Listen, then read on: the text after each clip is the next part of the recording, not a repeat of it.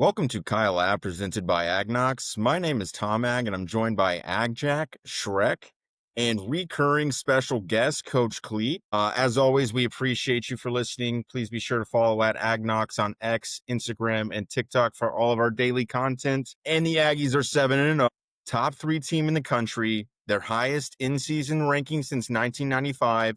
But who cares? Rat poison. Still rat poison. I think we need, I think we're not going to let you get away so easily, Tom.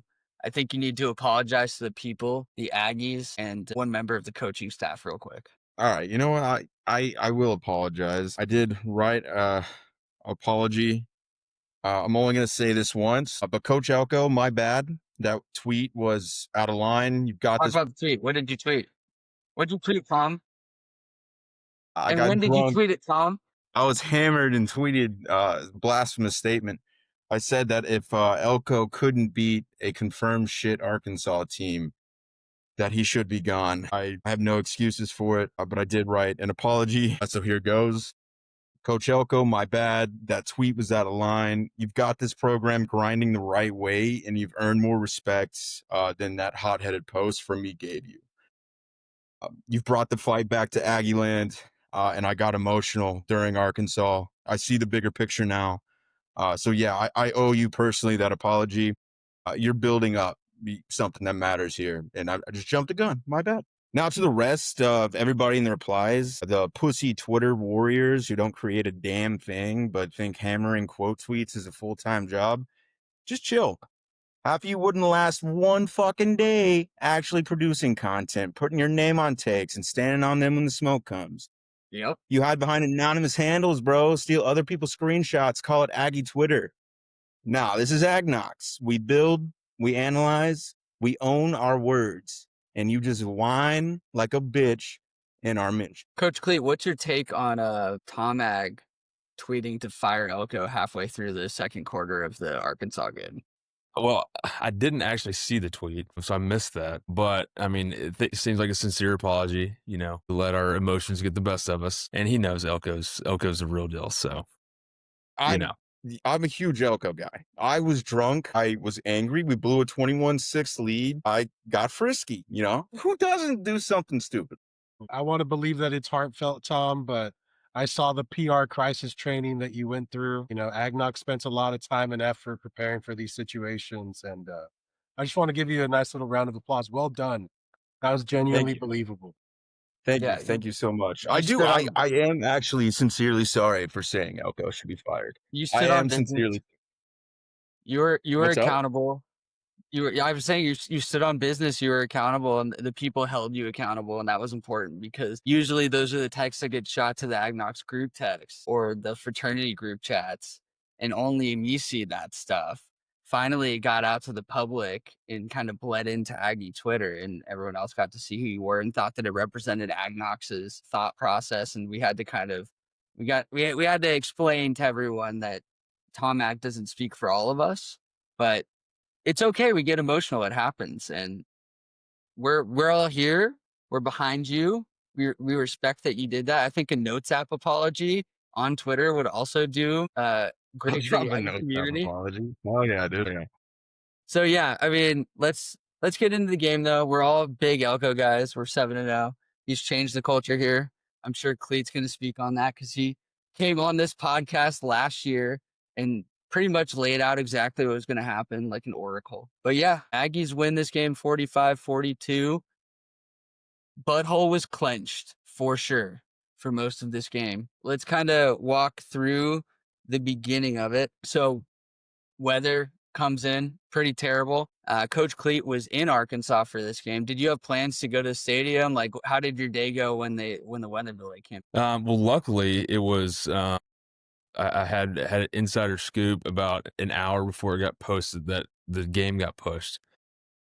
So we kind of delayed our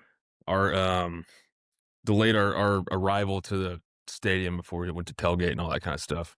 But yeah, I mean, we got there. It obviously rained pretty bad for a little while. So once we got to the stadium, or what got to the tailgate, it was all pretty clean and just a little drizzle. Do you feel too bad. Do you feel like the people there were happy, being the fact that they hadn't they had to get their ass beat at Jerry World year after year. Like now they got the opportunity to get the ass beat in their own home. Like, do you think they felt a little bit better this time? Yeah, I mean, it was cool. I've been to Fayetteville, just like to visit and stuff, but I've never been to the actual stadium. So I think it's best that we bring it back to on campus and have that little home and home series, which I guess now we're not really doing that. We got I don't remember who's our 3-game rotation now. LSU, Texas, and Wasn't it? Missouri. Yeah, Missouri. Which I know y'all talked about that before, but it's kind of crazy we don't have Arkansas there each year. Anyways, but it was cool getting back to the. I mean, you felt somewhat excitement.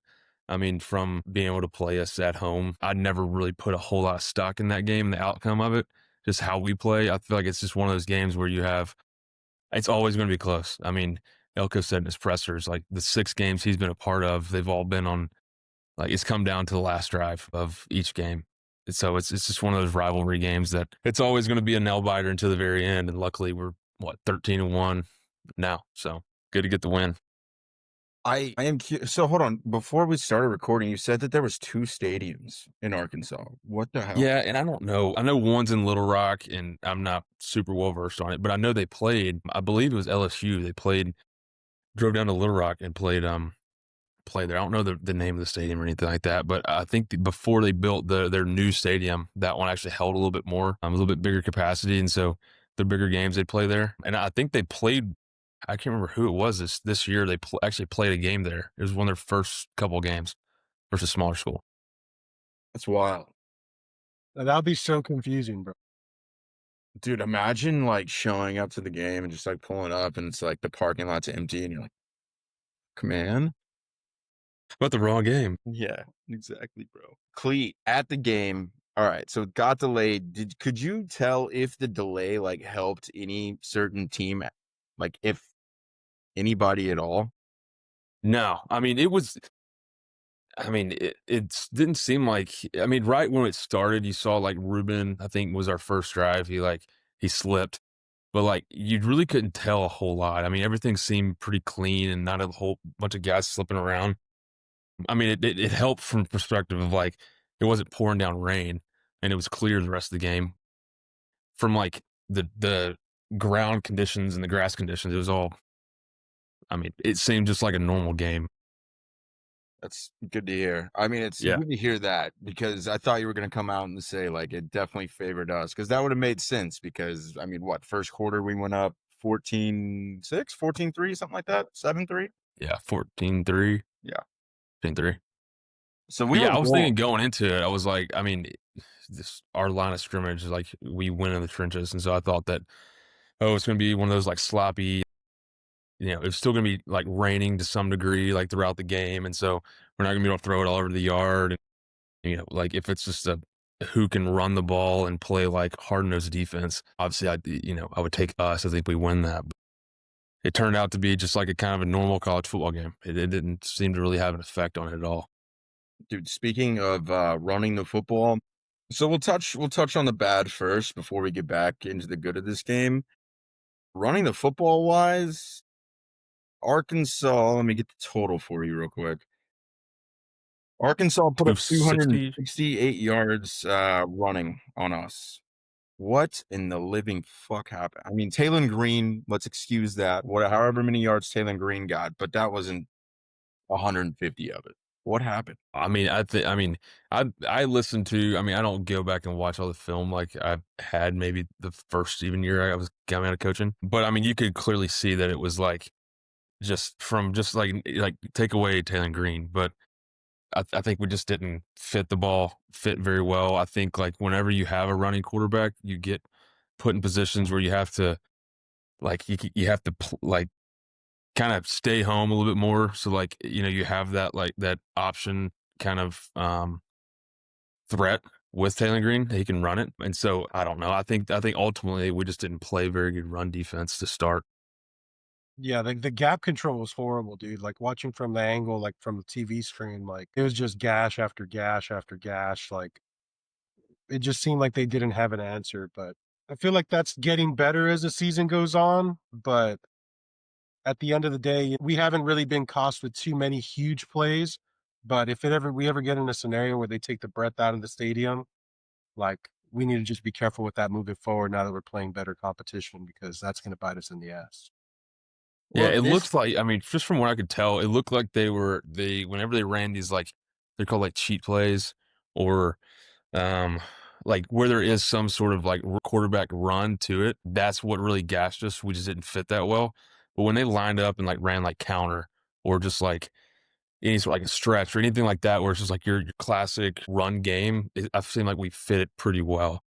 And that's without me going back and actually looking at it. But yeah, I just think it was off day, and we kind of tightened it up a little bit in the second half. But Taylor Green was the one who kind of killed us. Tanner Green was nuts. Real Wait. quick though, I Wait, have a hold on. thought. Let me jump Okay. back in, bro. No, I left because I had an Indian buffet for lunch and it hit me all at once. So I missed the beginning of this conversation. But I'll let you essentially. continue, but I have some points to make. We're just All right, talking go about ahead. intelligent ball knowledge, bro. Obviously, that's this whole podcast. That's all we Did the do. delay or the weather have an effect? Clete said no, it didn't feel like it. We talked about how we went up early. We talked about getting gash on the ground. All right, you're back. Okay. What's up? Did you talk about this Arkansas offense is literally historical, which is hilarious because they're 2-4. They fired their coach. They're 0-3 in the SEC. They're averaging 7.27 yards per play against Power 4 teams this year. The only teams that have ever done better than that include Jaden Daniels LSU, Joe Burrow LSU, 2020 Alabama, 2019 Alabama, 2018 Alabama, 2020 Florida. Out of the ones that I just listed, it's 5 out of 6. The only team that didn't have a Heisman winner or national championship was that 2020 Florida team, and that was still Anthony Richardson, I'm pretty sure. So this, what was that? Kyle Trask, I think, wasn't it, with Tony It might have been. and Pitts? I think that's it was. Yeah, it was either Trask. Anyways, whatever. That was the COVID one. Who came here? Or Yeah. maybe it was Trask. I think you're right. You're right. You know ball. You're probably coaching against him. So it feels shitty, and I did want Clete's take. It sounded like we talked about the run fits just not happening. It was weird. It was a little alarming. And Torian York, I'm sorry, like loved him all year. Thought he's looked like incredible. He looked slow as shit all day long. All right, I'll say have some grace there. It's his first, if you could call it a bad game. He just looked bad. We don't even know if he had that bad of a game in terms of like missed tackles or anything like that. I'd say give him a grace on that one. I think it's like, I mean, there's a lot to be said about what you just pointed out. Like, they lead the nation in like explosive plays and offense, and like their top 5. I mean, the record doesn't speak to like how good that offense is. Not only that, but just like that game in general against us. That game's always close, no matter where it is. It always comes down to the last drive, or in the last 5 minutes of the fourth quarter. And so I think that's just one that, like, you just win, like, win and then go on to the next. Like, yes, our defense played horrific, and like you saw them get out of their rush lanes, and like Taylor Green's so like elusive and just slither out of the pocket and turn a 4th and 4 to a 50-yard gain, that kind of thing. But I think it just gives us. I mean, I think it's almost like I think it was almost like a blessing in disguise of like, hey, we played really bad. We won against a rival. And then like, hey, we got to go back on the road and do it against LSU. I mean, I don't know. That's kind of how I look at it. One more thing on the defensive stuff before we go to all the good fun stuff that we saw in this game. Just, it felt like Taylor Green kept getting outside of contain. They took bad angles all day. We were even, I think towards the end of the game, we were kind of sending those like, I think they were like weak side safety blitzes or his blind side safety blitzes, and he was just spinning out of them, and they weren't containing on those. And it's like literally like we were setting up plays to contain him and we could not. Is that just the player balling the fuck out, or do you think that was a lack of focus for our defense? More like Taylor Green's really good. Yeah, I mean, you would see it was the pass where it was a play where they scored the touchdown to like get, I think it was like 37-35 or 34. What it was one of those like kind of to end the third quarter, I think, for them to kind of get right back into it after we scored a touchdown.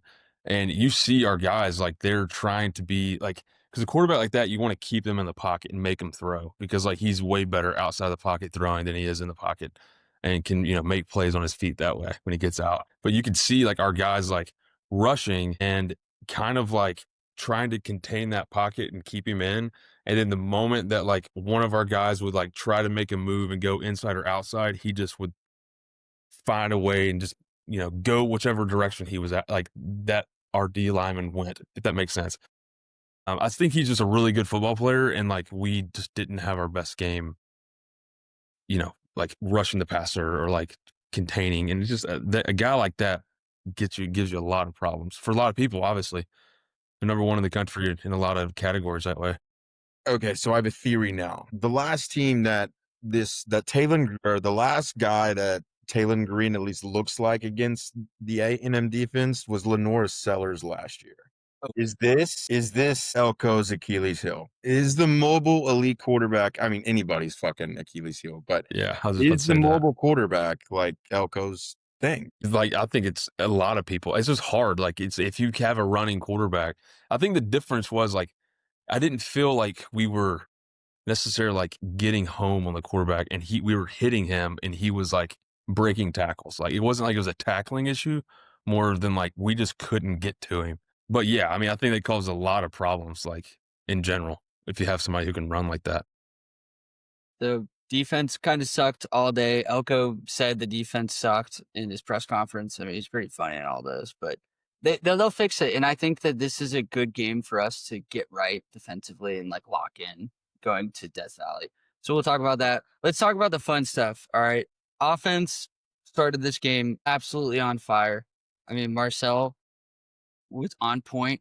That throw to ABR's first touchdown this year was absolutely beautiful. Dude, ABR breakout started last week. You had time to get on the train. It's left now. Yeah, train's left. There were a couple plays. I think the first one was Amari Daniels just ran somebody over near the sideline. And from that point forward, it felt like we were rolling and we were stronger than them. Guys were just bulldozing these Arkansas guys. I mean, we dominated them all day, but we kind of stalled out towards the end of the half, gave up that 14, and a 21-6 lead became 21-20 before halftime, which it felt like we were going to blow that thing wide open, just like Notre Dame did against them. And we just never really separated, but offense was awesome. So we come out of half up 21-20, tight butthole. Marcel comes out again. Great answer drive. Throws that touchdown to KCC. I'm pretty sure it was. Yeah, I'd argue that it's not tight butthole anymore. Like, I mean, a part of you still doubts, but like that's who we are now. Like, I think it was the start of the Florida game, answered in 2 plays, like ended the half ugly for this one, came back, beautiful drive. Like, I think that there's more composure. I think the script is there, the adjustments. Like, I think it's just, it feels nice, bro. Like, it honestly, it's the only time in basically ever where I don't have tight butthole consistent.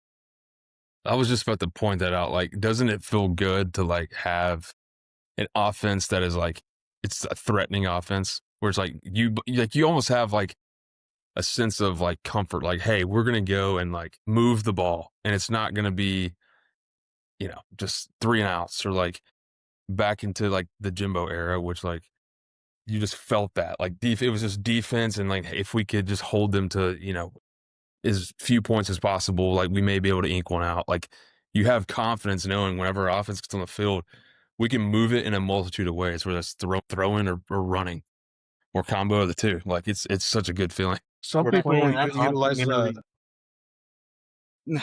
We'll talk about that too.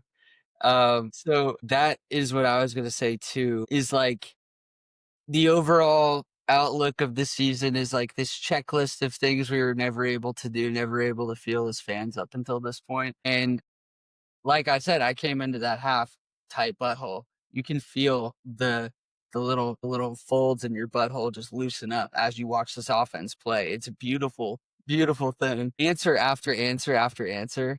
For them to have the immense pressure of, hey, the defense didn't show up today. It doesn't look like they're going to show up. It doesn't even look like we're accidentally going to get a stop today. for the offense to keep on coming out, jamming the ball down their throat, run the ball. Marcel is on point, scoring points, knowing that we were not going to get a stop. That was like, prove it to me again this season. Another game where it was like they came out and showed me that they could win in that way. And that's I think, beautiful. dude, the biggest thing nobody said here is this is like the first A&M team we've ever had that plays complementary. Yep. Defense did not fucking show up against Arkansas. So what does the offense do? They drop 45 fucking points. Dude, that's okay, Could've been more. sick. It could have been more. It should have been more if the refs knew what holding actually looks like. Yeah, I'm convinced Vegas made a call, bro. Like there is no excuse for that. That was crazy. It And was then pretty for soft. the backdoor cover at the end too. Like I was like, that's crazy. It was the 18 backdoor seconds cover, left, guys. and it like ruined Marcel, because that's a Heisman moment. Let's just talk about this right now. That hold that came back would have been this 55-yard touchdown run that gives Marcel 5 touchdowns, puts the game away, puts us over 50 points, shows some separation in this game. And then it's just really him and Ty Simpson at the top. I mean, do I think that he's ahead of Ty Simpson right now as like an unbiased fan watching college football? No. I think Ty Simpson's probably deserving of the Heisman right now. But Marcel has forced himself into that conversation, and that run for a touchdown would have been the moment that we pointed to kind of elevate him. Exactly. It would have put him over 100 yards rushing. I believe it would have put him over 500 or 600 yards rushing on, or not 500, 400 or 500 yards rushing on the year. And they called it back. But he doesn't like, run, it was though. The coaches don't let him exactly. run. Yeah, Billy was nutting in the group text whenever this happened. Right. Have you heard this take, Clete? No, I don't It's think so. worse than what I said on Twitter, dude. So Billy, the entire season, Billy's whole take has been the coaching staff is not allowing Marcel to run or scramble. And they're trying to make him into Peyton Manning because they want him to be a passer and prove everyone wrong. Our take has been Marcel's like taking what the defense gives him every single game, has been a great decision maker all year, has been running RPOs. Like Klein runs a shit ton of RPOs, and a lot of times it's you hand it off or you get the quick out. You don't need Marcel being Superman every game. And so basically in this game, Marcel breaks that 46-yard run on the first drive of the second half. And we're all like, hell yeah, like that's a great scramble. And Billy's over here in the group text. Oh, I told you guys, like now they're going to let him go. Now they're going to let him. It's fucking crazy. Yeah, that is. I mean, I think to some degree they definitely want him to like not get hurt. So like you don't want to like run the quarterback runs all the time, but I mean He's 70 they're not pounds, like soaking saying, wet. "Hey, don't run." He is our king, but he's indeed a fragile king. Yes, Exactly. we And need him to stay healthy. The other thing, it's like there's so many weapons on the offense. Like he doesn't need the ball in his hands as frequently as, like, look at Taylor Green. They need that guy to go make a play for them every play, and that's a perfect example. So yeah. that's been frustrating. And quick, are we done with this? Because I got a quick shout out real fast. What? Which part? Just the Marcel part? I mean, just the offense in general. 3 for 3 on 4th down conversions. Beautiful. And then I'll second that too. My second apology of the night. Actually, not an apology. Good game, Colin Klein.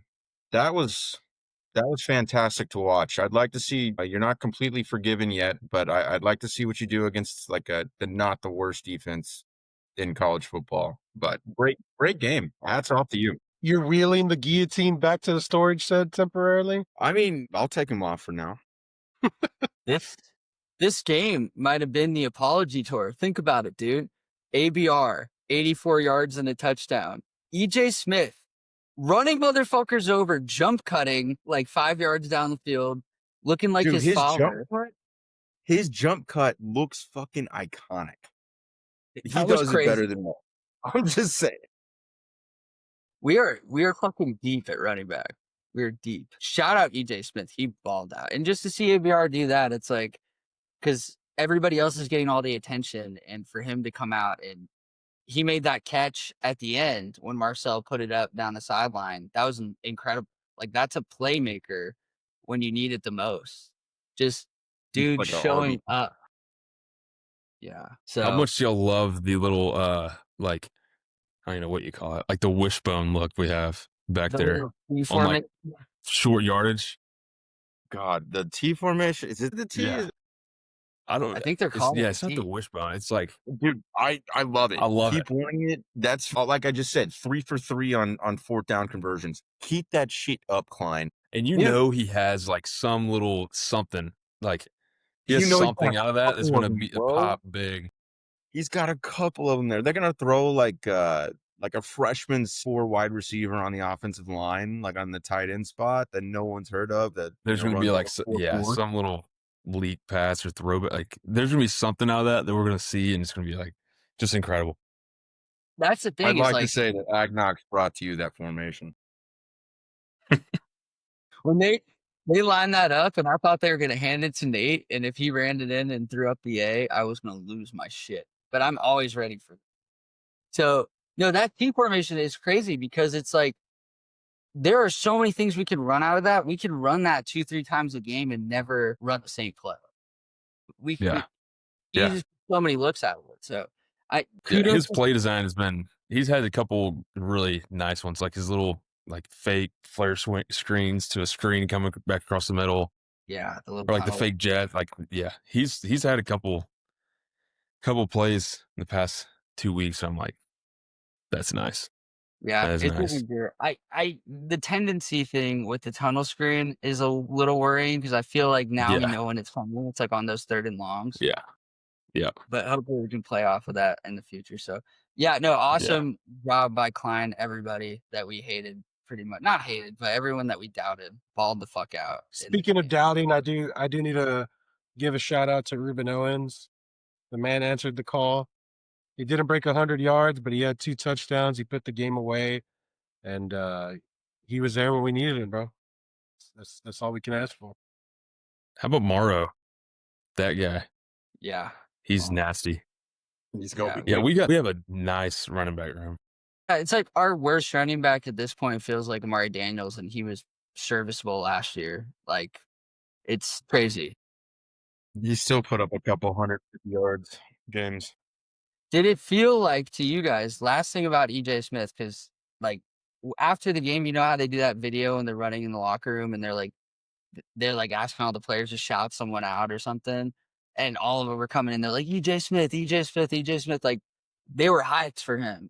And he was running people over. He kind of looked like Le'Veon. It was like, can we make him the Le'Veon Jr. until Le'Veon gets back? Maybe. You think maybe Emmett did like the scene from Space Jam where they put his like powers into the ball and then like gave it to his son and was like, "These are yours now." That would be cool. It felt like that. He looks like a different player. It's crazy. It, So yeah, dude, survive in advance. Like we're up here right now, and we got to stay up here, and everyone's gonna give us their best shot, and we just got to keep winning, and we're 8-4 until we win 9, right? The best thing is, exactly. I think teams are still underestimating us, and it's like helping us out. I see that a lot. The fan consensus for us is that we are fraudulent Which is Well, yeah, good. because now because we everyone's have saying that we not play played against the schedule. anybody. Yeah, they're all saying you haven't played anybody, which that's a new tape. That's just started this week.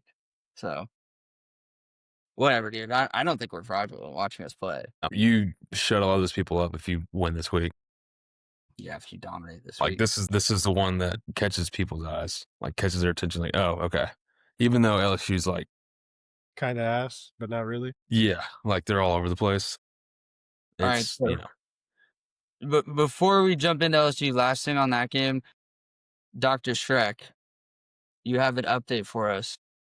I do. Yeah, I wanted to just kind of discuss a little bit about the fake injuries that we were charged with, bro. Does the SEC know how to like read people's bodies, or where do they get off on that, bro? I don't understand it. But my man Tyreek Chappelle was very hurt for about 14 seconds. Okay. Something came over his body. Could have been a cramp, could have been a stuck fart, but he needed to lay down on the ground for that temporary moment. It didn't matter that Arkansas just got a big first down. It didn't matter that it let us reset our defense. Like my man was hurting, bro. He was laying down, collecting his thoughts, letting himself breathe, and thank the Lord above, he came back perfectly fine the next play, bro. So shout out to I Tyreek thought he was Chappelle. We're praying transferred. for him. And we're praying for him. You know, we're glad that he's back and healthy. Uh, and that's the easiest $50,000 Mike Elko's ever spent for sure. My question is if we're getting fined $50,000, where the hell is the Buffalo Bills fine for the fucking DeMar Hamlin shit? Like, that was the fakest injury I've ever seen. The whole comeback thing and all that was insane, bro. But yeah, no, seriously talking about it though, I mean that they said that they reviewed the tape and there was like a situation where they saw a coach specifically signal to him and point down, and that he was very suspicious that immediately for the next play he was ready to go. So that was kind of the nail in the coffin of why they decided that. Still kind of bullshit. Bullshit. Shout out Tyreek. Dr. Shred gives you an official injury. Thank you, Dr. That is Shark. a licensed injury. Okay. Let's talk about LSU before we're gonna get to the Marcel Heisman thing later. We're gonna do that after LSU. Let's talk LSU. So Aggies going into Death Valley, favored by 2.5 points. LSU just lost at Vanderbilt. Their offense has kind of been in shambles most of the season. They haven't really been able to score on anybody. This is a chance for the Aggies to go into Death Valley, win our first game ever there, which is crazy. And potentially, Billy Napier just got fired, and that was after a win. So technically, we were the ones who got Billy Napier fired, right? Like, we can agree on that. Obviously. We can And get well, Brian actually, Kelly fired. bro, we Go ahead. have won in Death Valley before, just not while we've been in the SEC. Okay, so not since the SEC, Correct. which is when it matters. I have been enjoying all the media outlets. It was like even SEC Network. Like, do y'all remember the 7 overtime game, or does it just feel like all a blur? Dude, I was there. Of course I remember it. But like, you remember like play by play exactly what happened and how ridiculous all the instances that occurred to lead to It it. was insane. Because Yeah, it All was the nuts. Kendrick catches and being just like, this dude is a Greek god. yeah, like Courtney Davis, Kendrick Rogers, like the Mon knee. Kellen Mond's knee just being down Yes, like all these before throwing the things interception. that occurred. Yeah, that's right. Yeah, we So I talked to saw Kellen. like a Yeah, we asked him about that, if he knew if his knee was down. Yeah, well, I saw like a cut up, like nice summary version of it, like less than 2 minutes, and you genuinely have to see it again to believe that it happened. Like it was, I saw it again and I was like, holy shit. I just remember that night, like by the 6th overtime, I was like, I don't even care who wins anymore at this point. Like, let's just watch this football game finish. Just But want them to be truly a safe. thing of beauty.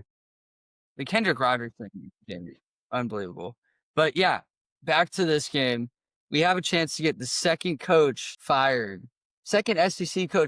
this year in Brian Kelly, because it feels like something's bubbling there. It might be beyond us at this point, but it would be cool to be the team to kind of knock over the stack and just finish him off. What I will say, bro, is it's not the worst thing if we lose this game, because then they have to endure Brian Kelly for one more week. If I heard correctly, Agjack, are you daydreaming about finishing off Brian Kelly? Yes, finishing on him. Insane. Let's leave it at that. No, but LSU fans are on Twitter openly pledging their allegiance to the Aggies this week. I think, one, that's pre-cope. It's bullshit. They're getting out ahead because they know that we're going to whoop their ass and they're embarrassed about it. And two, fuck you. That's bullshit. We're supposed to have like our best social media fights with LSU fans every year. I agree. They honestly, there's levels to the social media shit. LSU is like the perfect mix of mean and fun to interact with. Ole Miss is just so mean, but LSU is like the perfect mix of both. Does Tiger Vibe still exist? I feel like Yeah, dude. he's back. he's still there. He wants one of those Yeti cups from Tiger Stadium, and I figure that we have one of our guys go buy one of the Yeti cups that they're selling, and we send him a video of us shooting him with the shotgun. Okay. I like that. So they're missing their best offensive lineman, Tyree Adams. Feels like a Cash Powell coming out game, ABC night game. Like, this is the one all the NFL scouts are at. Easy, bro. I don't know if Cassius is coming out, bro. You don't think he's coming out? Nah, bro. He's good, but he's not gay. Okay. So what do we think about the way that the defense matches up against a more statue quarterback? It's the exact opposite of Taylor Green this week, right? Dude, I agree with you. I think you said it earlier, Jack. This is the defense get right game. We know Nuss sucks. Taylor Green fucking owns that boy. He's going to be whipping his ass all night. And I think that they're not going to score more than 10 points on our defense. So I think this is the get right game because their offense is just so. Coach Clete, what's I your think we have to. Yeah, I would just say I think like in the ideal world, I mean, we have to like our offense has to start fast, and we have to make them. We have to make Nuss throw it 50 times, where he's always having to drop back. They can't just run the ball and try to have a more balanced offense. It has to be pass heavy, and then just let our D line and our blitz packages just get after him. I think that's the key to us winning the game. I mean, and it's honestly going to be one of the best matchups from like a DB wide receiver perspective, because I mean, LSU has a really good, elite defensive backs and secondary in their defense. And so I think that in the trenches that like we still are like better on both sides of the ball. So I think if we can just get our offense established early, get points on the board and make them play from behind the whole game. I mean, I think that's we should win that game if it plays out that way. Even if it goes the other way and it is more of a defensive fest and it's just kind of back and forth, I still like our odds just because of the trench battle. I think we outmatch them on both sides of the ball. It is nice this year feeling like we have closers on defense, because it's never felt like that before. Like, we have guys, Deion Hayes and Cassius Howell, when we need them to go get the quarterback, when the defense is playing like shit, even in the Arkansas game, they hadn't gotten a stop all damn day. Cassius Howell, Deion Hayes meet at the quarterback and almost have a safety at the end of the game. And I think we knocked them back to 3 and out or whatever it was, but we had them at like 3rd and 30 or some crazy shit like that. I don't know if we finished that drive or not, but it feels awesome to know that defense, when we need to pin our ears back, they're in a passing situation, we can send our pass rushers and go and get to the quarterback. Right. Thanks for coming to AgKnocks. Anyone want to? I mean, I think it's just some bullshit, dude. Like, they have to pulverize them. Like, it's really got to be a thing where, like, you're not going to get this opportunity very often, bro. Like, to have a down year at LSU, be able to beat them at their house. When has that ever been like a true topic of conversation? Like, you have to take advantage of it. You got to control the line of scrimmage. You got to get to the quarterback, make sure that Nuss already sucks. But if he gets comfortable, I mean, he's still a great quarterback somewhere in there. Like, it's not like he just completely forgot how to play the game of football. If he can get a confidence boost at the beginning, like, it can very easily turn into a bad game for us. I think their offensive line sucks. They're going to try to get the ball out quick and run on us early. And if we can stuff that, then they're going to be in a tough spot, especially if you get up a couple scores. And that's a lot of Yeah, it's optimism. like- I respect it. Yeah, like Arkansas, you knew it was going to be a high scoring game because it's like there's like trends to each game when you go into it, like kind of, and you hear Oko talk about like kind of what you expect going into the games. And this is one where, I mean, it's more of like your classic SEC style match. And going into it, you have to like go in, silence the crowd. Like we have to get off to a quick start. Like that is like literally the most important thing in my head, getting on the board early and then like just having our defense just play out. Like you said, like they're not going to try and drop back, long progressing routes down the field and let our D line just get after it. I mean, they're going to try to, like you said, get, quick game, throw it out on the perimeter. If we can just tackle well and kind of eliminate that part of the game and make them rely on trying to run the ball and have Nuss drop back and throw it down the field, then, I mean, there's no reason why we shouldn't go in there and have a day in Death Valley. that feeds into our strengths. I feel like we've been tackling well on the perimeter all year. We've been stuffing the run up the middle, and then when we need to get after the passer, we do. So it's just like, It is worth okay, noting that the over-under last week was at 57.5, and this week it's at 46.5. So I think y'all are right. LSU hadn't scored more than 24 points against a power forward team this Exactly. year. And one thing I'm a little curious about, if we're going to go and beat LSU in this game and think, how do we beat Texas A&M? They're probably going to go and look at the Florida tape where they targeted Des Ricks on the sideline on just go routes. but those are also one-on-ones. Well, I mean, do you think we're going to give Aaron Anderson one-on-ones? I don't know if we do, but if we do, they're going to be thrown to him. Wasn't he the one that torched our shit last year? Yes. Sure, that's Dude. probably a big circle in the game plan for them.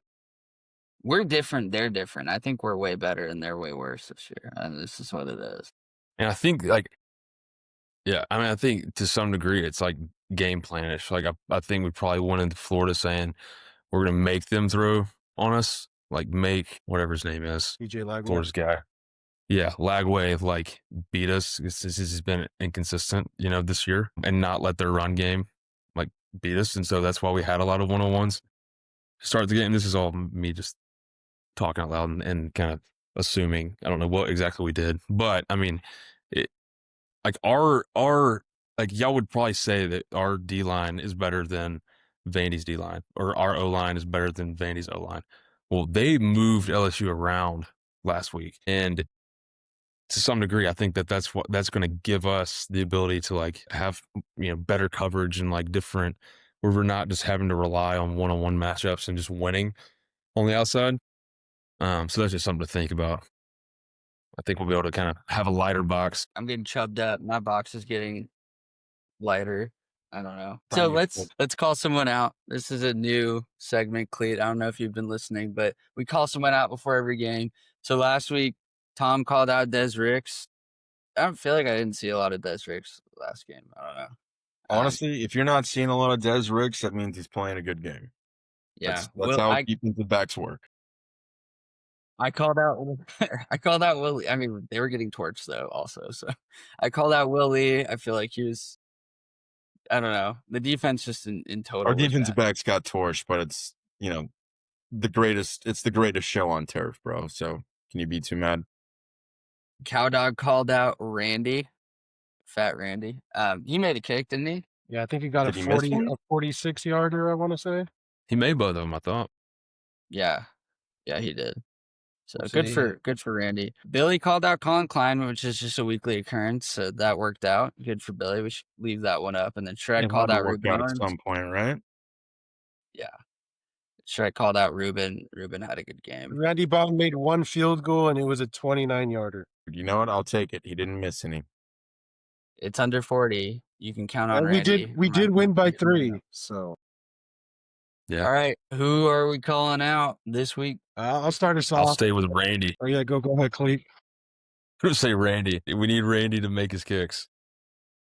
That is, I mean, at some point he's gonna have to make a big time kick, and this is a game where that could happen. So yeah, I love you, Mr. Bond. Let's do it. Let's get it.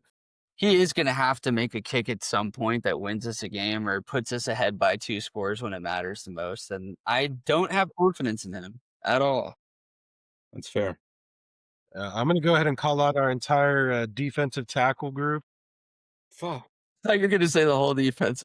I mean, you might as well, honestly, but I'm going to focus specifically on the defensive tackles. DNs, at least you make plays when we need them.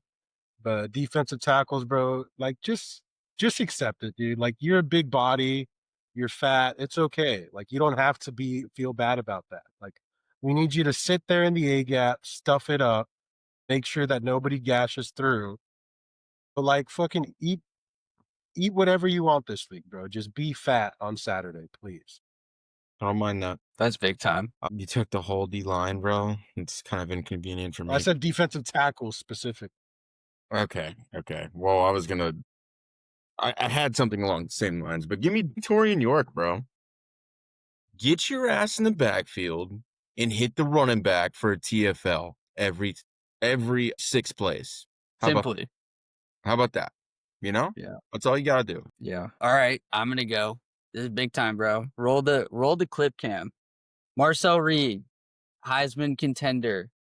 After tonight, after the LSU game. Let me restart. Marcel Reed, Heisman. Okay. After the LSU game, that's what we're shouting. That's what everyone's talking about on ESPN, ABC, Death Valley, night game. Marcel goes the fuck off. Fernando Mendoza has a shitty game earlier in the day. Ty Simpson has a shitty game earlier in the day. They get upset. Who's left standing?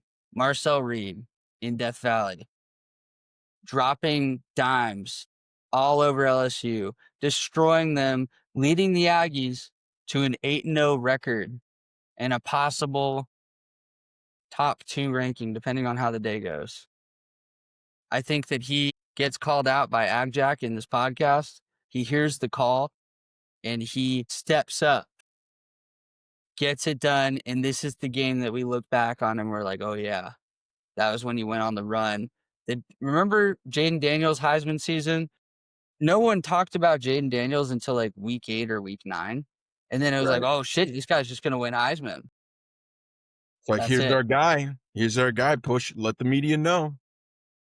What Marcel's the guy. what is going off mean? Like, give me some specific metrics that you want to see. That's going to be part of the bold predictions. But let me just say this. Marcel Reed in this game that we just played, I'm pulling up his stats right now. Eventually they'll come to my phone. Okay, here. 335 total yards, 4 touchdowns, no turnovers. We're 7-0 for the first time since 1995 or 1994, and we're top 3 in the country. Marcel is doing shit that Johnny could not even accomplish at this point. And we had a 55-yard rushing touchdown. So you would have had 5 touchdowns and like 390 yards. That would have been it. Okay. That's the type of performance we're going to see against LSU. I think the defense is going to put us in a better position to just roll them. Once we get that momentum, once we get up a couple scores, we're going to get a couple turnovers in their territory, and Marcel's going to just capitalize on them. And it might not be his flashiest game, but I think the stats are going to be insane, touchdown wise and just like playmaking wise. So if he meets this metric, were you willing to film yourself climbing on the roof of your house and screaming to the world, Marcel Reed, Heisman season? I'm not going to climb on my roof. That's crazy. But I will shout it to the rooftops. I will film myself screaming Marcel Reed Heisman if we win the game. And let's say he has 6 touchdowns. Can it be outside? Will you do it outside? Yeah, I'll do it outside. Can you like stand outside of your neighbor's bedroom door and just scream it as loud as you can? I'm not going to do that. Did you say bedroom door? I told you guys that one time a couple of years ago when they were doing like the kids across the backyard from mine were doing like yell practice in the pool. And I was like, shut the fuck up, there's a baby sleeping. But yeah, let's get into scoring predictions and bold predictions. So last week, Tom Ag was the closest. He had 45-35. We did not have any bold predictions hit. We were far off on this one. We don't have to recap all of them. So let's go. All right, I'll go first. Scoring prediction, give me 23-13 A&M. I've been saying that we're gonna have a gross game for a while, and we haven't really had a gross game. Those like really the under hits essentially. But yeah, 23-13. What's gonna happen here is Randy's gonna fucking shine. All right. First, he's gonna nail 2 extra points, then he's going 3 for 3 from beyond 40 yards. So that's my bold prediction on that. Second to that, so the 2 touchdowns, I'm going Marcel Reed to Craver for 86 yards on the first drive. So see what's going to happen is we're going to run the very first play. We're going to run with Ruben Owens. It's going to be a -1 yard loss. So that -1 yard loss is going to suck, right? Next play, we're throwing the ball, holding offense. All right, now we're on the 14-yard line. Now here comes Craver for 86 yards. And that's how we get the game started. Is that going to be like a fade route or like just a bubble screen that breaks? What the hell is this country built off of, Shrek? The slot fade. Okay. Dude, you're really thinking these out. Like, I appreciate it. I put zero thought into that. I just said the next word that I thought made sense. We got all the numbers ready. All right, Shrek. You know, I'm gonna be the negative Nancy this week, bro. There's You're a a lot of bitch. there's a lot of optimism on this podcast, and I have no fucking idea why. You guys are the ones that are always screaming about like, oh, I'm fearful this. This is the first game I'm not worried about. And now look at y'all fucking saying we're gonna destroy LSU in Death Valley. I think we're gonna fucking lose this game 20-17. It's just gonna be a slow night for whatever reason. The defenses are just gonna keep balling. Nuss is gonna look more composed than usual, and we're gonna be really fucking pissed off immediately after. Be careful, Shrek. Tim England might yell at you on Twitter, bro. For my Shrek, bold I think- prediction, yeah, what's go up? ahead. I was just gonna say I think this is just a little different version of the LSU team because they are in shambles. The fans hate the coach hates the fans. The offense hasn't moved the ball all year. They just lost to Vanderbilt. They might be quitting on them. I don't know. I Yeah, will but- say we also hate this coach. This coach is a piece of fucking shit. He killed a guy. He literally killed a kid. All I right, mean, Shrek, your bold prediction. yeah, we're gonna go ahead and we're gonna shy away from the Brian Curley murder talk for a little bit. You know, football doesn't make sense, bro. Like, look at the Cowboys fucking game this week. Like, No, you're right. You're right. where the hell did that come from? So, yeah, I Weird think shape ball. for my bold prediction, I'm gonna go ahead and say we're gonna miss a field goal to tie it at the very end. Oh, jeez. Mm. This guy. That would be how we lose, though. I mean, dude, I'd feel so bad for Randy. Wouldn't, dude, ruin an undefeated season? Sorry, guys, Ugh. I had to put things in perspective for a little bit. We're fucking really riding high here for whatever reason this week. Dude, we've been picking the Aggies to like dominate every single game. It's fine. Truthfully, the only games I worry about are this one and Mizzou. Okay. All right. Let's keep going. Coach Clete. I think I'm kind of with Shrek, not on us losing, but I do think it's going to be lower scoring game than we think. Probably like a 20-13 A&M win. I'll have 6 scoring prediction, bro. What's that? Nothing. Go ahead. Yeah, well, there's my scoring prediction. 2013 A&M wins, and then I have a bold prediction. I think bold prediction is our D line. Do I need to have one person, or can it be a group of people? Yeah, it could just be a needs to group, be man. bold. As long as it's bold. Yeah. All right, Bigger I the think more we bold. have I think our D line combines for like 7 sacks. Is that bold? That's bold enough. Yeah, Is that bold? Okay, is that bold? Seven's a pretty hard 6, number. 7 sacks. Like I think No, we get you after keep it. 7. You keep it at 7. All right, 7. Yeah, throw 7 up there. Honestly, I think- the definition of bold changes on the week. Like, there's some weeks where like that's perfectly acceptable, and there's other weeks where it's like, no, we need to see at least 26 sacks by the first half. Okay. I think the more bold part would be who's getting the sacks and how many. Yeah, I think it's a Cassius Howell is this is like legacy game Cassius Howell. I think he's going to be like leader in the clubhouse with 3 at least, 3 plus. Like he's going to go off. I think our D line eats. I don't know. I see it going two different ways. I almost said that A&M's it's going to be like a 35-10 game, but like I kind of am with Shrek. I think it's going to be a little bit slower, a little bit more defense because LSU's defense is solid on the back end. Let's go defensive game. Aggies win. Cassius Howell. Nice. D-line, 7 sacks. I'll help him All out, bro. Des Ricks gets a sack. I mean, they should eat. Maybe. Yeah. All right. I am gonna go 27-7 Aggies. I think the defense bounces back in a big way. I like Clete's bold prediction. I think that they're gonna get after this team. We're gonna get up early, and we're gonna be able to pin our ears back and just meet at the quarterback. And this is gonna be the perfect example because Nuss is a statue back there. My bold prediction: EJ Smith, 80 yards and a touchdown this game.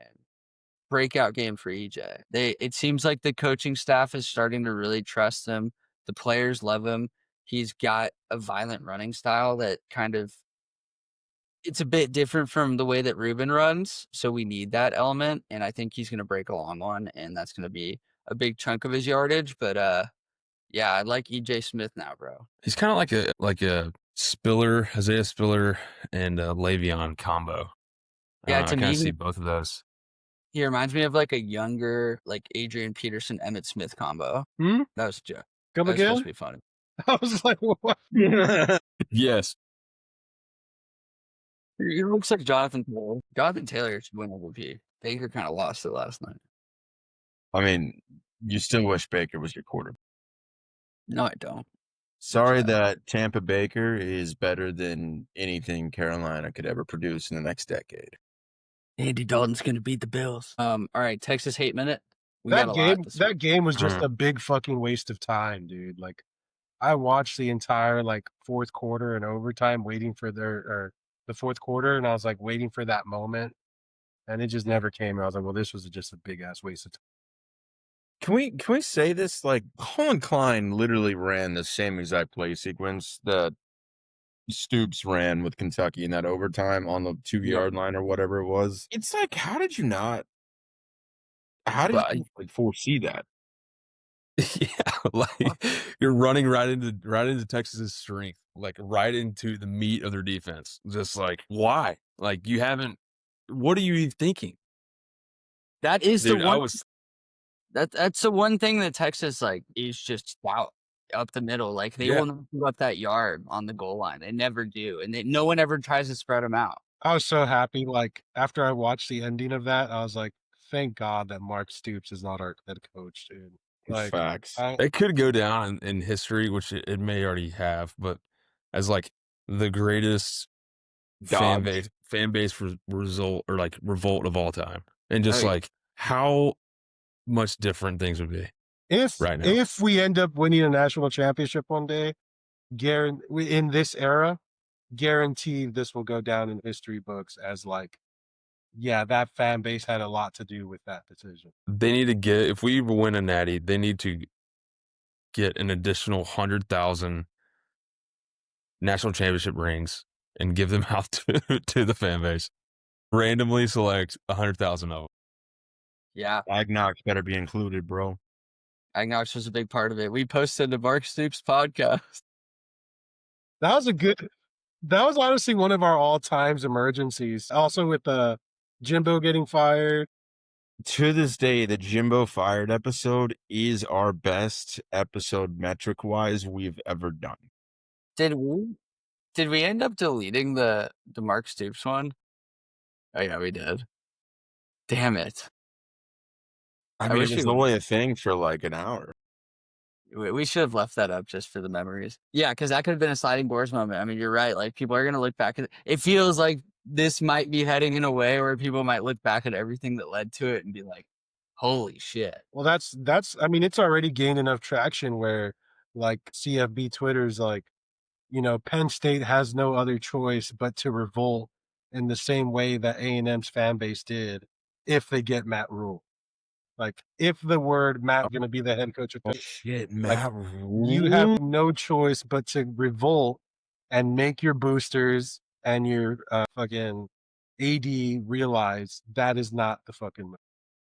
I want Matt Rule to go to Florida so bad, so bad, or LSU. Oh my god, they would never, but like that would make me so happy. No one has failed upward more than Matt Rule has. So yeah, that game sucked. The whole like aftermath of it was just fuck Mark Stoops because Texas is terrible. Like they've proven that they are terrible. Their record doesn't really say that, but Kentucky is the worst team in the SEC. I think we can all agree. And they put up a fight and they should have won that game. If Stoops kicks that field goal, I mean, who knows? How bad is Arch? Zach Calzada. He's probably worse, honestly. Like the mechanics are Dude. really bad. Yeah. Damn, Shrek's he's- going mechanics. Fuck. That's Bro, how you like- know it's bad. It's bad, bro.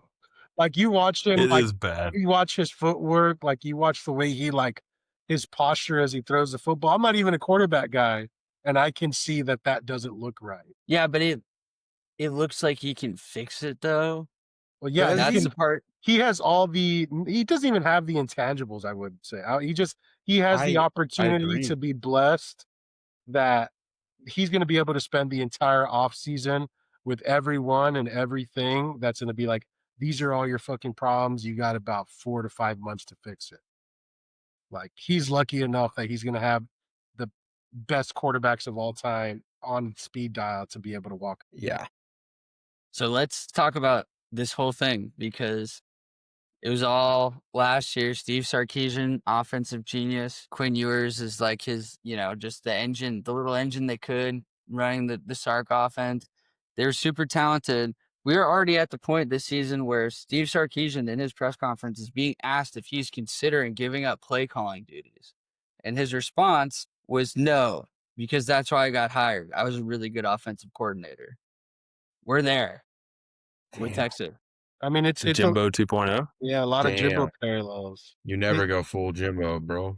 It cracked me up that you're seeing it a lot on the Longhorn Twitter, where like I think it was Michael Taff or whatever his name is, saying something along the lines, or maybe it was Sark, that each SEC game is the SEC's a gauntlet. Like, no matter where you play, every game's difficult, and like the fans are starting to now like rationalize it and see like, holy shit, we're saying the same things that we used to make people for when we weren't in the conference. Like, that moment is happening for them. And it's like, yeah, we fucking told you, bro. It's not the Big 12. It's not just a walk in the park. Like, it sucks.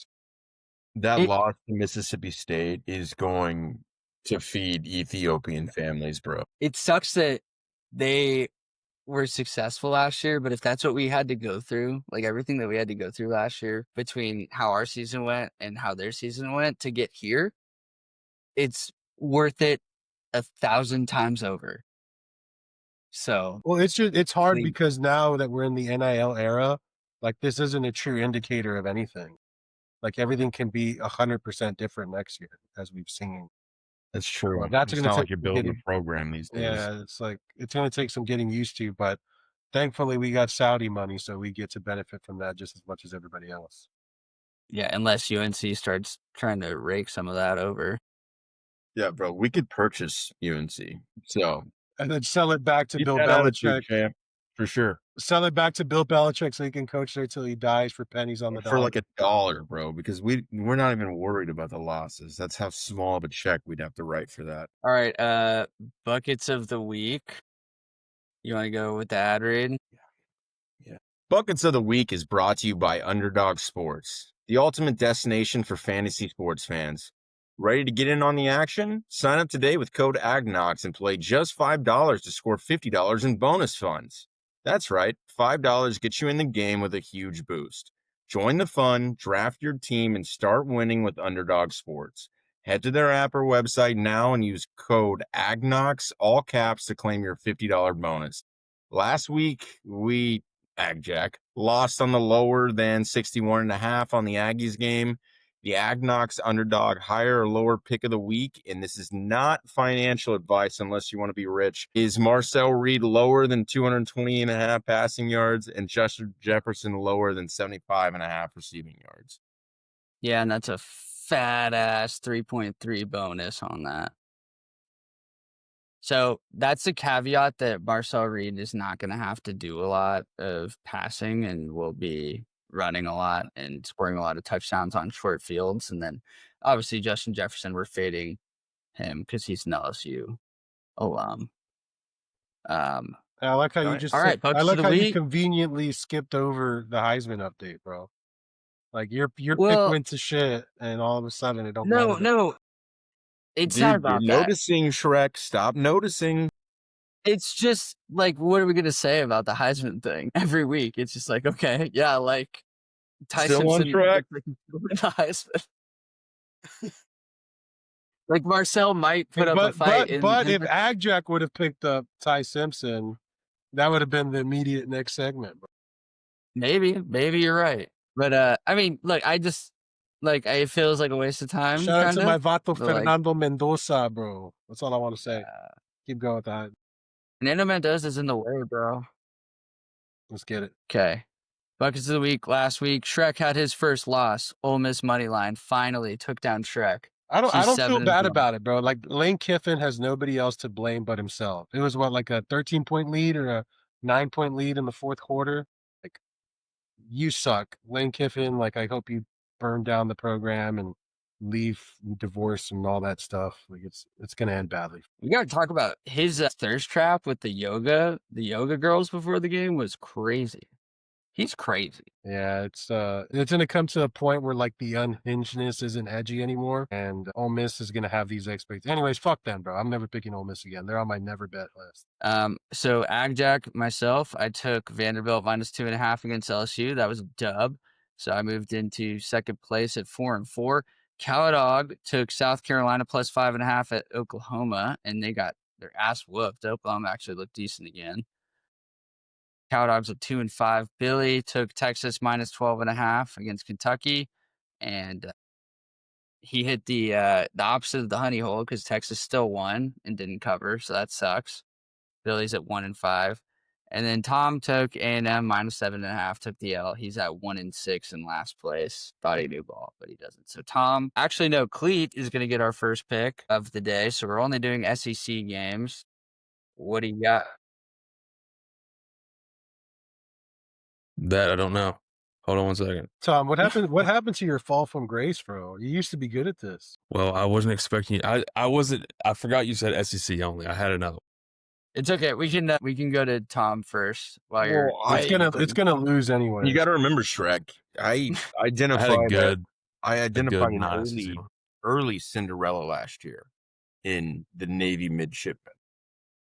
They are not an SEC team, Shrek. But I'll go first. I mean, looking at these lines and everything, give me Arkansas -2.5. Man, actually, can I take an alternate line for 2 points here? It's got to be 7.5. Yeah. I'll do Arkansas -9. Who are they playing? Auburn. I like that because they're not going to be able to score with them. Exactly. That's my thought process too. I kind of like that. We actually want Arkansas to fucking blow them out, I feel like, because that'll make us feel a little bit better. Yeah. Agreed. All right, Arkansas -9. And that's an alt line for 2 points. I think we can allow that. Yeah, I'll give that.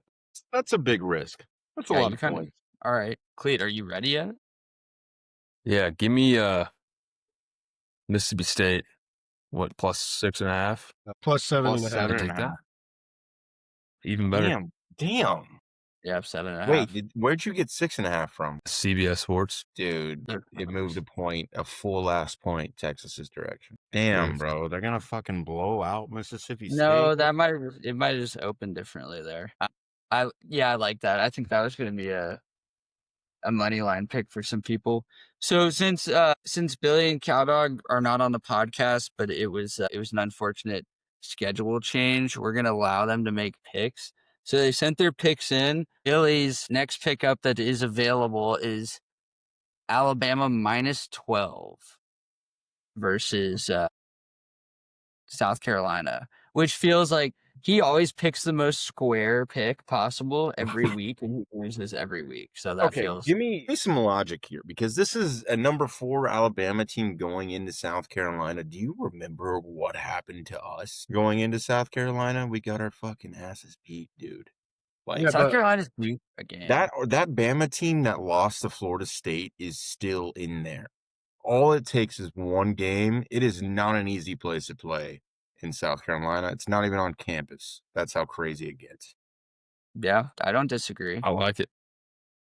And it does feel like the way Alabama's been playing and the way South Carolina's been playing, I would have been comfortable taking Alabama up to like -17.5 in this game. So just knowing that, it feels like too juicy. Vegas knows something. I would say 9.5 is probably where I would take it. Cowdog sent his picks in. Let's see. Should we give him Missouri or Auburn money line? Give him Auburn money line. Yeah, give him Auburn. Yeah. Dude, hold on. Time out. Can we address this real quick? Yeah. Vanderbilt is number 10. They deserve it. They're balling out. I will say It feels fake, but yes. James Franklin was totally holding them back. Penn State made the right decision firing that fucking bomb. Wait, what? Sorry. Just You missed it. tangent. Was that? All right. I just want to I mean, point I'm out just saying that that this is Vandy was not a top 10 team under James Franklin. So, Dude, in- how weird was James Franklin going on College Game Day, like 2 days after getting fired and just like talking about how he got fired?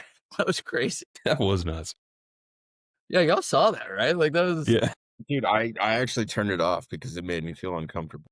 it was uncomfortable. It was like they outdid the Theo Vaughn thing when Theo Vaughn was on drugs and fucking hitting on people. But yeah. The whole like College Game Day crowd was just like quiet the whole time. It was just like such a serious moment. It's like, what is happening right now? Let's just go on record. I'll speak for AgKnocks and organization. James Franklin is not a good head coach. The highest job offer he should get is like the University of Southern Florida, the Bulls. Go Bulls, baby. Fuck it. Go create a program. But that's like the highest. That's where his ceiling is. that's Let's a little address that racist now. considering another black coach from a head program that got fired ended up coaching the South Florida Bulls. Fine. The UCF Golden Knights. You're grouping them with another black bald coach, bro. It's a weird coincidence. What was that? Charlie Maybe- Strong. Strong? Actually, Yeah. never mind. Go coach the Tampa Bay Buccaneers. Oh, with another black bald coach, bro. All right. What's that kind of day? All right. I'm gonna go alt line. I like this alt line idea. Dude, Let's it's a say- good call, but 6.5 minimum, right? We got to write Yeah, that down. I'm gonna write that in alt line plus or minus 6.5. Everyone agrees, right? It's a fine rule. Yeah, that's big. Yeah. You have to take the That's risk a- on an extra touchdown, bro. That's fine. All right, I'm gonna go A&M minus 9 for Nah, 2 you'd be points. different. That'd So be hot. I feel good about our matchup with them. Like when I was looking at leading up to this whole thing, I thought that our defense would have played better against Arkansas. Didn't know Arkansas had it like that, to be honest with you. But now all the stats that are coming out, like the advanced stuff about them, it's like, oh, it kind of makes sense. And I think Elko's going to get the defense right, and they're kind of in shambles over there, and their offensive line's bad, and everything that they do kind of funnels into our strengths. And I really like this matchup. I don't know.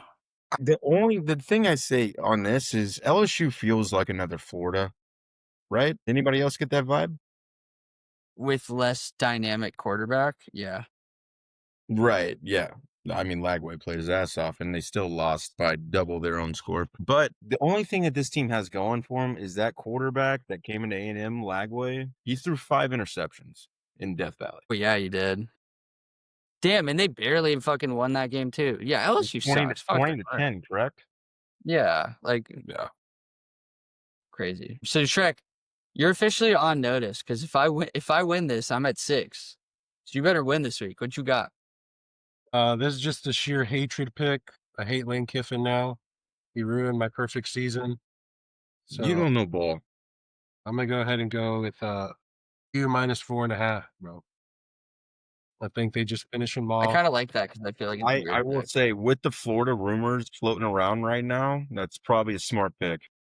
Yeah, I wish nothing but despair to that program for the rest of the year. Did y'all see that picture he posted with his 2 workout coaches? Is that The the yoga the one? thing that Ajak mentioned? Yeah. Yeah, that was hilarious.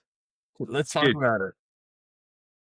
Lane Kiffin make me excited for testosterone replacement therapy. That's all I'm going to say. I feel like that could go in so many different ways. I mean, bro, the dude looks better than all of us combined. Dude's 50 years old. Posting pictures like that? Are you kidding me? This is worse than daydreaming about finishing off Brian Kelly, bro, honestly. Bro, I wanted Lane Kiffin as our coach. I'll say that. I'm happy with Elko. But if Lane ever got the opportunity again to coach A&M, I want him here. Can we clip that so I that did see Aggie that. Twitter can hate him more? Could you imagine how many Tim England responses you'd get after that statement? Wow, Dude, all bro, the old chill. Ags would hate Kiffin. But yeah. All those like old, just Dude, whatever all you the call 'em. old Ags fucking hate us. He would not I jump. know, but he would not fit the mold. No. at all. That's true. I not a did see, corner like, threat. whenever his name starts coming up for coaching vacancies, I think that he just thinks it's funny now. Like, he posted some, like, it was like a Bible verse or like a poem or some shit on his Twitter. And it was about, like, the message was like, sometimes you just need to break free and find a place where you're appreciated and, like, change your scenery. And it's just like, dude, you're doing this on purpose. Like, you're just being an asshole. It's crazy. We know you're staying. You might do it just to get an extension at Ole Miss. What's his agent's name again? What's that snake's name? I don't It was Jimbo's agent too. And know. Elko's. It's Elko's agent, bro. I think so. I think Jimbo and Elko had the same one. Right? Elko's only making like 5.5. Damn, bro. Ooh. Cool tweet I just came across here. Highest pressure rate in the country when blitzing. A&M has the highest pressure rate when blitzing, like of all teams in the FCS. What is like 40-something%? Rat poison, boys. 56.3. A&M also has the #1 strength of schedule, but rat poison. We are 8-4. Stop reading into this advanced analytics shit. Let's move on to War Room before we poison our brains. Well, we're not going to War Room. We're going to Cringe I Fest. do- Is whatever. I do want to make a quick note that this was a classic. Like, even though he's not here, Cowdug still managed to pull the classic. He could have had Auburn plus 2.5, but picked a money line just for fun. Yeah, it's just like Lane Kiffin. He's doing that shit on purpose. Bonus bet that what I was going to say. Yeah. It can only be for the listeners, I guess. UCLA plus 24.5 versus Indiana. 11 a.m. game in wherever Indiana plays. Holy shit, that's gonna be cinema. Is it Champaign? No, that's India. Well, I don't even know what their stadium is. But you got Sunshine. Is it OC? Is it not? Have y'all seen those clips of him like in the locker room post game? It's like he's like, where's the interim coach? Like it's like they are making him look like the coach. Like if you just not like someone who doesn't follow it closely, like I'm sure they think that he's the interim. Is he not? I thought That's he what I'm saying. was. No, he's just the offensive coordinator. He wasn't even that. Exactly.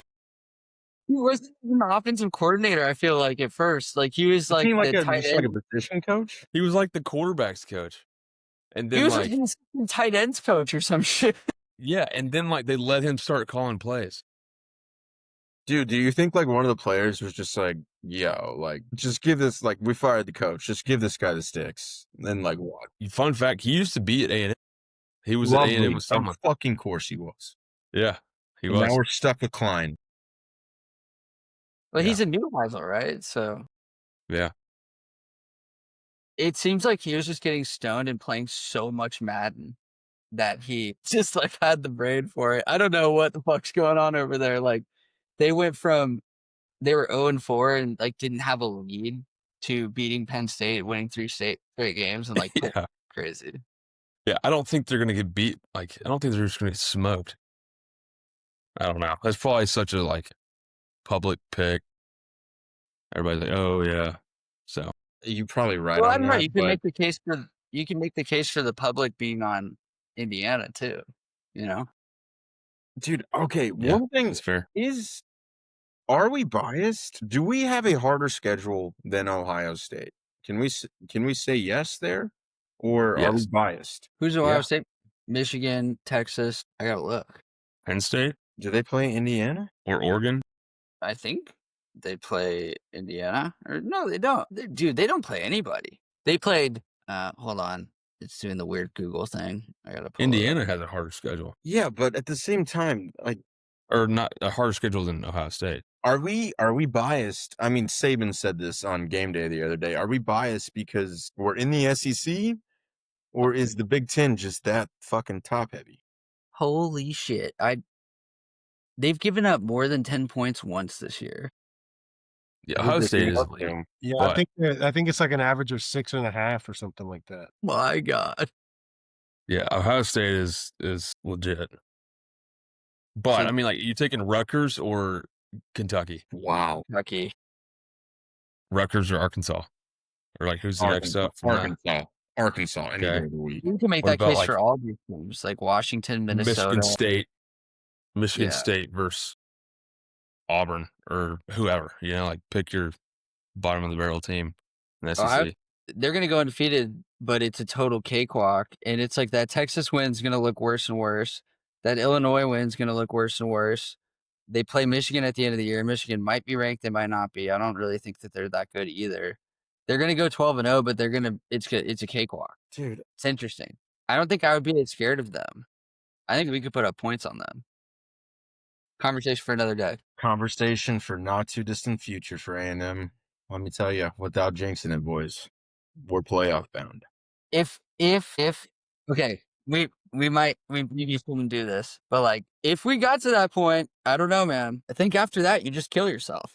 I would I would love, wouldn't it be fun to have obviously I want to be one of the top 4, but to have a home playoff game in Kyle Field? Yeah, Dude, it's almost like you don't want to be in the top 4 because of that. Like that would just be so I don't know who we'd play, but like that would be electric. Just It would catch be electric, Kennesaw but State it's at like- Kyle Field. Do you realize how absurd if we make it to playoffs and go on or whatever, how absurd the ticket prices are going to be for all the Aggies out there trying to Let's dial it. it's just going to be impossible. Let's dial it back, boys. Let's fucking beat LSU. We're losing 20-17 and missing a game time field goal. All right. Yeah. It's a fun conversation. Come on, Randy. It's a fun conversation to be like, oh, where are the CFP locations? Where would we rather play? I don't know. Maybe we should save them. I don't care where we'd play. That'd be sick. All Okay, right, you're let's right. play- You're right. We can't do this. Let's save this for when we win 9. Like after our 9th win, then we're allowed to have these conversations. Okay, If we win LSU, as long as we don't lose to Samford, we are almost guaranteed there. but like we're 8-4 until we have a 9 there. So No, that's you're how- 100% right. Does anyone have a cringe fest? No, dude, if it's Sanford. Cringe fest. Nobody? Nothing happened online this week? I mean, I was physically assaulted, but no, nothing really. Go on. No further detail. Sick. All right. Let's do it. Speaking about physical assault, something happening online. African Christians are being persecuted, bro. Nobody's talking about it. What's going on with that? Yeah, dude. I wonder why no one's talking about that. AgJack? We don't have to do this every pod. Okay. So yeah, I don't have a cringe fest. I don't know. I didn't see anything. I guess it's because we're recording early.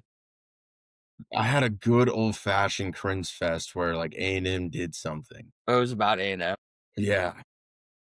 Is it Tim England? Was it the 50K fine? We'll get back to you. What's cooking this week? Go. First brisket is on the docket for LSU. It's a big week. We're preparing. We're watching TikToks. We're gonna hit HEB on Friday. I'm texting people for research. Coach Clete, you might be my next text here. Yes.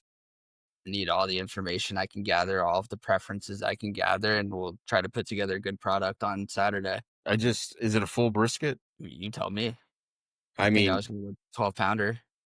I think you're jumping the gun. It just overall, doing brisket? No. I just think that you should hit the flat first. Once you get good at the flat, then do the whole brisket, because brisket's weird, man. Yeah, you're going straight to the big leagues. I don't know your smoking background, but There's essentially chicken thighs and pork. No. pork butt is very somewhat easy. I mean, it's good. Brisket, I haven't tried a brisket yet. I want to. See, you haven't even tried. You may have inspired me. I think that I'm as someone who has smoked many a brisket, I just think you're jumping the gun. It's fine. You're gonna be fine. It'll be all right. You'll be okay. I've been You got trying. this. I just I think haven't you're fucked jumping the gun. anything up unless I've rushed it. I've only rushed one thing. It's not So- about, dude. It's different with brisket, bro. It's not about rushing. It's not about going slow. You literally are babysitting this hunk of meat. And whenever I say, it's not like the shit where you go and check on it. Bro, if shit isn't done a certain way, it's not gonna come out. What Sure. kind of smoker do you have? You have a Traeger? I have a Uh, Traeger and a Pit Boss, bro. Yeah, I'm a pit boss. You have both? Yeah. So I will say that my smoking career has paralleled Mike Elko's undefeated season in 2025. I Yeah, no. So got it the week before football season started, and we've been undefeated on the smoker ever since. We've had a couple of close calls, like the Aggies have. Like sometimes we've played more offense and defense, and vice versa. But we always come out on top so far. So we just gotta brisket. Same thing as LSU. It's a big opponent. We might be a little scared to take it on. We've never done it before, but we're gonna fucking dominate, dude. I'm confident. I'm prepared. I love it. 12 pounds for the 12th man, bro. I respect it. Shit, I didn't even think about that too. You Yeah. can honor our TP by using the seasoning he used to use. Which one is it? Head country. Head country? Yes. I'm telling That's you, crazy. dude, I mean, I don't know. Hold on. This is it right here. You see that? Yep. Head Head coun- country. Yeah, it's literally wow. just That's head it. country. Wow, it's white. Hey. It's white with black font. Elite. It's elite. There it is. Yep. Head country. Add it to the okay. Country. Okay, dude, I got a cringe fest for now. I remember it. It's nothing to do with A&M. It's actually more of a question. All right, gents, you're walking into HEB, and in front of you are $300 bills on the ground. Do you pocket it, try and find the person, or take it essentially to store management for lost and found? How public is this happening? I mean, it was decently public, but I'd say like 3 people saw you. Yeah, it just depends on like the vibe. You gotta make a quick look around, maybe. I don't Dude, know. Pick it up. Right, dude, I Look around. picked it up today and went $100 bill, and I was like, oh shit, 3. It's like, what the fuck? And immediately I saw that and was like, if it was $100, if it was $50, maybe I'd pocket it. But like I saw it and like I felt bad. I was like, this is probably like some family's like weekly grocery fund. So I gave it to HEB management. Hey, good guy, Tom. Crazy because they just pocketed that shit. I know, dude. I was literally like on my drive home, I was like, that guy like totally just was like, oh, dude, thank you so much for doing the right thing and putting money into my pocket. Wow, what a guy. But yeah. Hey, you're a good person. You just wanted to be Yeah. acknowledged. No, Good karma. Hey. dude, no.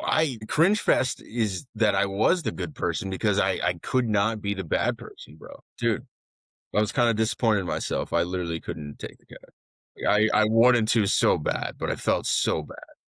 Did you tell your Catholic converter about this? No, I did not.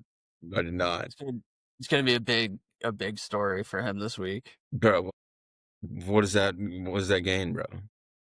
Hey, all he's saying is next time just get the shekels and put it in the bucket, bro. That could have gone to AgKnocks. I could have paid for 3 AgJack, months. yeah, AgJack is about his shekels. That's right. Okay, let's do War Room and get out of here. We this week we're doing places scarier than Death Valley at night. Who's It's not that?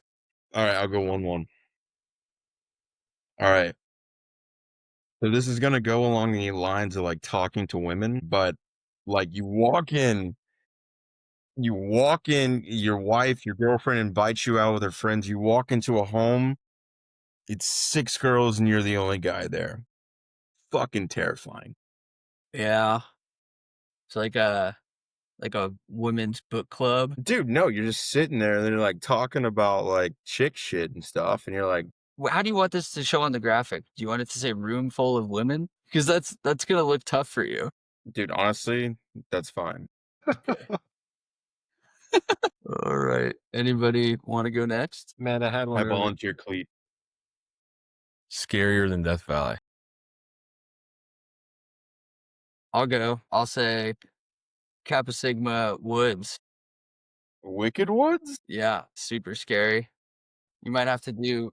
Or are you upwards talking of about getting 50 hazed squats. as a Kappa Sig? You're gonna get Rabdo doing all the squats back there. All right, Peter and Charter, bro. You Dude, might get great. stupid ass reason to lose our charter, bro. Sorry for trying to keep you in shape. Allegedly.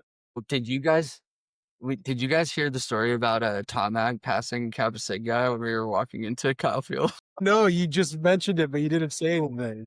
Dude, it was bad. I'll hand up. I handled it. I was so awkward. It was my bad. I don't know if it's like worthy of a pod story, but just remind us. Okay, I'll tell the pod story, bro. It's worth it. So this kid was in the same fraternity that all of us were in at A&M, right? And I did not introduce myself. I saw the letters on his shirt, and first words out of my mouth was, "Oh, y'all got kicked off of campus, right?" I see that now, and I would have reacted the same. Like I would have acted, adversely to that statement. He was like, "No, that's not us. That's the wrong one." And then I responded, "Are you sure, man?" Like, and that was the extent of this interaction. Yeah. Tom Mag was trying to like step up on him and the kid was just confused. He's like, "What are you doing, bro? Like get away from me. Fucking Dude, he was geezer." all of 5'7", whatever. That's true. He was a punk ass bitch. When did our fraternity turn into fucking California skater bros? Dude, for real, little hippie kids running around with their broccoli head haircuts. When did that shit happen? All right. Unfortunately, Clete, I cannot stall any longer for you. No, that's actually a good point, or I kind of plays into that. Like being in it, like Scarier Than Death Valley is being in a room of those kind of kids, the broccoli haired, like young generation kids. That is terrifying. Room You never full know what of they're saying with what's the new thing? 6'7". Yeah, like What does that even mean? So I don't stupid. know. I think it's like I don't know. Dude, you know what's It's like a wild? song. My nephew came over this past weekend. He's like 12 or 14 or something like that. And I'm pretty sure he's 13. But I was just thinking in my head, I was like, dude, you don't remember watching Johnny Manziel. Naturally. He's just like, "What are you talking about?" Yeah, I he saw a literally called video of it. Good. he's literally called me Unk and was like, bro, stop talking about that Unk. And I was talking to him like, I used to watch Greek gods play quarterback. You watch fucking pussy. All right. I The got back Shrek. to box. I'm gonna go ahead and go Yep. with a new barber shop. I've had the same dude. Shout out Mario. Been cutting my hair since I was like 18 years old. No free ads, dude. Fuck Mario. I'm gonna bleep that out. Like, I mean, I don't know how white people do it, bro. Y'all are crazy to just walk into No, sports clips and like I let, do it your way, bro. I've had the same guy since I moved to Austin. I mean, I have like, I'm sure Barclay just walks into whatever Master Cuts or Sport Clips is closest Dude, to him. sport clips, give me a 3 on the side and just trim the top. Yeah, like Whatever. I wish Cal Doug was here for this so that he could be like, What's the matter? You just got to get some scissors and trim off the top. Be like, "What? Why do you care where you get your haircut, bro?" Yeah, no. I mean that hurt when you said that, Tom Ag, because that's what I do. I mean, I've bounced around. I'm now a sports clips guy because I'm just like it's usually now it's just the fastest, like most convenient. I pull up and I'm just like they have my order ready in the system. Like, but there's a house of fades across from my office, and I did go there a couple times, and it is just like it is full Mexican. Like the whole place is going like a strip club. They're playing like raunchy music videos, and it's Would like you say you bass felt scared pumping. walking in there, AgJack? I don't know if I was scared. I felt out of place for sure. And then, getting like the fade up, it looks good. It doesn't look bad, but it feels weird and it takes a long time. And I don't know. I don't like when they try to talk to me. So I'm trying to shorten that situation as much as I can. Sports That Clips is is the felt. most leave it at my door DoorDash shit I've ever heard. I mean, yeah, I want to Ag talk to Jack, them. may I recommend this next time you get a haircut? As for a mid fade, you don't want skin. You want to start at a half. And you want to take 2 inches off of the top max, but you'd be more happy with 1.25 inches off the top. Say I'm just that. going to play this. I'll play this podcast for them when I get there. All right, bro. All right. Pick number 2 for Shrek. I'm gonna go ahead and go with a construction site porta potty. Damn. Like that one. Dude, I wish freaking Cow Dog was here so he can tell us about his For real, experience. bro. I mean, I teed these up for Cow Dog, and he's just not here right now. It's very frustrating. There's some thought that goes into these war room picks, and Was he at another gay wedding this week? I mean, I Dude, think I think he's Cow Dog can't officiating stay them now. away from him. But yeah, 100%. All right. Back to Clete. Okay. This one is for all the dads can relate to this. And as being a new dad of 6 weeks, a newborn baby's blowout diaper. Oh yeah. It is Lame it scene. is a Nothing. Yeah. very scary place, and I know it only gets scarier. Dude, it gets. Imagine you open that shit in this. It's not. It's like a turd. You're like, what the? Yeah, we haven't got there yet, but Sometimes I it's a see my scary place. daughters You and like know, they're toddlers now, but like literally their favorite thing to do is be like, "Daddy, I pooped," so that I can go and like wipe their ass. And then I walk in there and I'm just like, "How did that come out of you?" yeah, it's scary. It's a scary place. Just wait till they're toddlers, bro. It gets so much worse. Yeah. That's horrifying. It's way scarier than Death Valley. I'm gonna go with Weenie Hut Juniors from SpongeBob.